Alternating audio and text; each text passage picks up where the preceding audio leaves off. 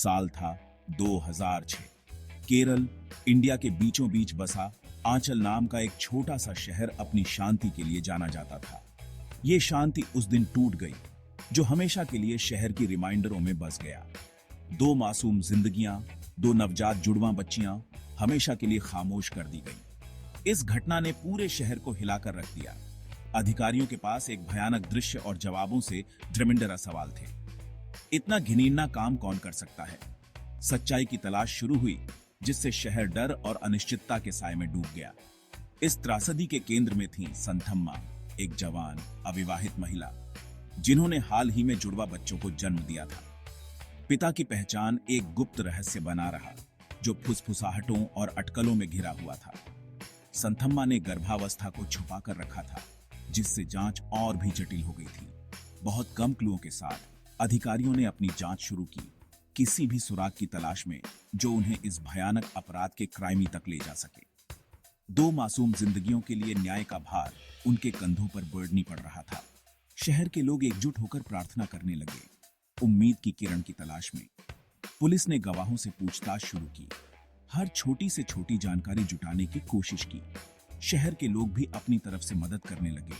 हर कोई इस रहस्य को सुलझाना चाहता था। आखिरकार एक सुराग मिला, जिसने जांच को एक नई दिशा दी। एक संदिग्ध को गिरफ्तार किया गया और शहर ने राहत की सांस ली। न्याय की प्रक्रिया शुरू हुई और उम्मीद थी कि दोषी को सजा मिलेगी। धीरे धीरे आंचल ने अपनी खोई हुई शांति को फिर से पाना शुरू किया, लेकिन उस दिन की छाया हमेशा के लिए शहर की रिमाइंडरों में बसी रहेगी। शुरुआती जांच अंधेरी रात में एक भूल भुलैया में रास्ता पर सूटने जैसा था। हर कदम पर अनिश्चितता और डर का माहौल था। हर सुराग एक बंद गली में ले जाता हुआ प्रतीत होता था। ऐसा लगता था जैसे कोई अदृश्य दीवारें खड़ी कर रहा हो। पुलिस के पास कोई ठोस सुराग नहीं था और वे हताश थे। हर दिशा में पसूटने के बावजूद कोई भी ठोस सबूत हाथ नहीं लग रहा था। सिटीवासी अभी भी सदमे से उबर नहीं पा रहे थे, कोई ठोस जानकारी देने में असमर्थ थे। उनकी आंखों में डर और निराशा साफ झलक रही थी। मामला जल्द ही ठंडा पड़ गया, जिससे दुखी मां और न्याय की आस लगाए एक समुदाय पीछे रह गया। उनकी होपें धीरे धीरे धुंधली पड़ने लगी। हालांकि जुड़वा बच्चों की रिमाइंडरों को भुलाया नहीं जा सका। उनके हंसते गेमते चेहरे अब भी लोगों के हार्टों में बसे हुए थे। साल एक दशक में बदल गए और मामला ठंडा पड़ गया। समय के साथ होपें भी धुंधली होती गई। फाइलों पर धूल जम गई, लेकिन सवाल बना रहा, मासूम जुड़वा बच्चों की मौत के लिए कौन जिम्मेदार था? यह सवाल अब भी लोगों के हार्टों में गूंजता था। अधिकारी हालांकि अनगिनत अन्य मामलों के बोझ तले दबे हुए थे, लेकिन उन्होंने कभी भी पूरी तरह से हार नहीं मानी। वे अब भी इस मामले को सुलझाने की कोशिश में लगे हुए थे। वे इस उम्मीद पर कायम रहे कि एक दिन न्याय मिलेगा। उनके हार्टों में अब भी एक चिंगारी थी, जो उन्हें आगे बढ़ने के लिए प्रेरित करती थी। न्याय के पहिए धीरे धीरे पीस सकते हैं, लेकिन वे ट्रूली में कभी भी मुड़ना बंद नहीं करते। समय चाहे जितना भी लगे, सच्चाई सामने आ ही जाती है। जैसे जैसे जांच आगे बढ़ी, एक नाम सामने आया, राजेश, एक सोल्जर। संथम्मा ने उसे अपने बच्चों का पिता बताया और एलिगेशन लगाया कि वह वही था जो उसके साथ शामिल था। स्क्रूटिनाइज्ड कर्ताओं ने उम्मीद की, इस किरण को पकड़ते हुए इस सुराग का पीछा करने का फैसला किया। एक डीएनए टेस्ट का आदेश दिया गया, जिसके परिणाम मामले में एक महत्वपूर्ण मोड़ साबित होंगे। परिणाम आए, जिसमें राजेश के पैटर्निटी की पुष्टि हुई और मामले से उसका संबंध मजबूत हुआ। सबूतों के इस महत्वपूर्ण टुकड़े के साथ पुलिस के पास अब एक ठोस संदिग्ध था। हालांकि उनकी राहत अल्पकालिक थी। राजेश बिना किसी सुराग के गायब हो गया था। जुड़वा बच्चों के पिता की तलाश बिल्ली और चूहे के खेल में बदल गई थी। तमाम बाधाओं और धुंधले होते क्लुओं के बावजूद केरल पुलिस अडिग रही। जुड़वा बच्चियों का अनसुलझा मामला एक अन्याय की कष्टदायक याद हटाता रहा, जिसका निवारण किया जाना आवश्यक था। सच्चाई की अथक खोज से प्रेरित होकर अधिकारियों ने मामले को अस्पष्टता में फीका नहीं पड़ने दिया। वे अपने कर्तव्य की गंभीरता को समझते थे। एक दुखी मां को न्याय हड़ताना और यह सुनिश्चित करना कि न्याय हो। 2024 में अंधेरे से उम्मीद की एक किरण उभरी। तकनीक में प्रगति और नए सिरे से दृढ़ रिजॉल्व के साथ पुलिस ने मामले को फिर से खोलने का फैसला किया। पुराने मामलों की फाइलों से धूल हटाई गई और जांच को एक नए सिरे से शुरू किया गया। अधिकारी इस जटिल मामले को सुलझाने के लिए अपने निपटान में मौजूद हर संभव साधन का उपयोग करने के लिए दृढ़ थे। भाग 5, डेटाबेस में चेहरा, एआई और चेहरे की आइडेंटिटी। जांच के पुनरुत्थान के साथ ही अत्याधुनिक तकनीक का समावेश हुआ। यह तकनीक न केवल जांच को तेज करती है, फोर्स की सटीकता को भी बढ़ाती है, जिससे क्राइमियों को पकड़ना आसान हो जाता है। पुलिस बल, जो अब उन्नत एआई और चेहरे की पहचान करने वाले सॉफ्टवेयर से लैस था, ने अपने डेटाबेस में अनगिनत रिकॉर्ड को बारीकी से स्कैन किया। यह प्रक्रिया न केवल समय संवेदनशील थी, फोर्स की अत्यधिक जटिल भी थी। हर चेहरे, हर संभावित मेल की जांच अटूट ध्यान के साथ की गई, यह सुनिश्चित करने के लिए कि कोई भी महत्वपूर्ण सुराग छूट न जाए। हर विवरण पर बारीकी से नजर रखी गई।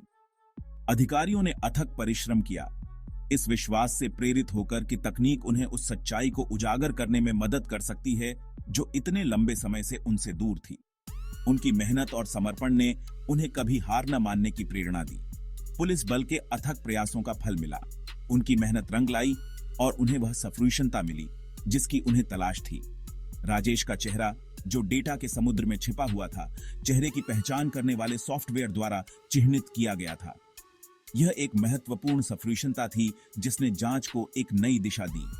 यह जीत का क्षण था, आधुनिक आपराधिक जांच में प्रौद्योगिकी की शक्ति का टेस्टमेंट।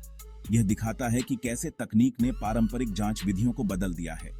मेल ने एक नई पहचान का अनावरण किया, एक नया जीवन जो उसके अतीत की छाया से बहुत दूर सावधानी पूर्वक बनाया गया था।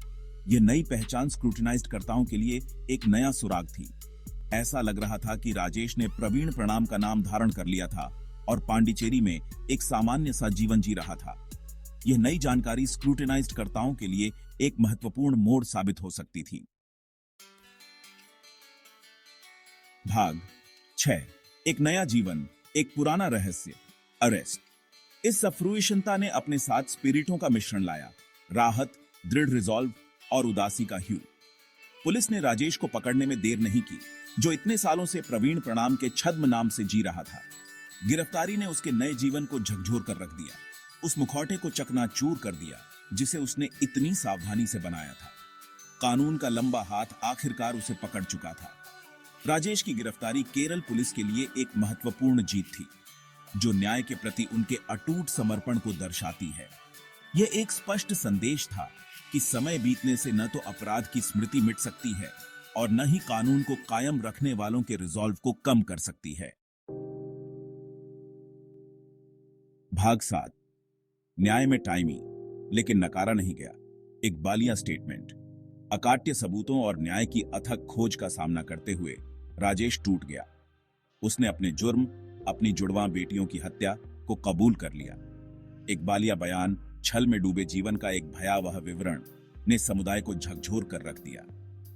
इतने लंबे समय तक दफन सच्चाई आखिरकार सामने आ गई थी। हालांकि खोई हुई मासूम जिंदगियों को वापस कुछ भी नहीं ला सकता था, राजेश के इकबालिया बयान ने उस मां को राहत दी जिसने लगभग 2 डेकेडों तक अपने दुहक का भार उठाया था। इकबालिया बयान, जबकि दिल दहला देने वाला था, उपचार और न्याय की दिशा में एक महत्वपूर्ण कदम था। भाग 8, फर्मता की शक्ति, पुलिस समर्पण का महत्व। 19 लंबे वर्षों तक अनसुलझा रहने के बाद इस मामले का समाधान केरल पुलिस के समर्पण और फर्मता का प्रमाण है। यह समय बीतने या इसमें शामिल कॉम्प्लेक्सताओं की परवाह किए बिना न्याय की मांग करने की उनकी अटूट प्रतिबद्धता को उजागर करता है। मामले में शामिल अधिकारियों ने असाधारण परिश्रम का प्रदर्शन किया, हर सुराग का पीछा किया और मामले को सुलझाने के लिए टेक्नोलॉजी प्रगति को अपनाया। उनकी अटूट भावना न केवल देश भर की कानून प्रवर्तन एजेंसियों के लिए, फोर्स के प्रतीत होने वाली दुर्गम बाधाओं से जूझ रहे किसी भी व्यक्ति के लिए एक प्रेरणा का काम करती है। आंचल जुड़वां का मामला एक पावरशाली अनुस्मारक के रूप में कार्य करता है कि न्याय, हालांकि कभी-कभी टाइमी होती है, अंततः प्रबल हो सकती है। भाग 9, न्याय का भविष्य, प्रौद्योगिकी और अपराध सॉल्विंग। इस मामले में एआई और चेहरे की पहचान तकनीक के सफल उपयोग ने आधुनिक कानून प्रवर्तन में प्रौद्योगिकी की परिवर्तनकारी क्षमता को रेखांकित किया है। ये प्रगति स्क्रूटिनाइज्ड कर्ताओं को क्राइमियों को सुलझाने के लिए पावरशाली उपकरण प्रदान करती है। यहाँ तक कि उन क्राइमियों को भी जो समय के बोझ तले दबे हुए हैं। जैसे जैसे प्रौद्योगिकी अनप्रेसिडेंटेड गति से विकसित हो रही है, जटिल आपराधिक मामलों को सुलझाने में इसकी भूमिका बढ़ती ही जाएगी। हालांकि यह याद रखना महत्वपूर्ण है कि तकनीक एक उपकरण है और इसके नैतिक निहितार्थों भी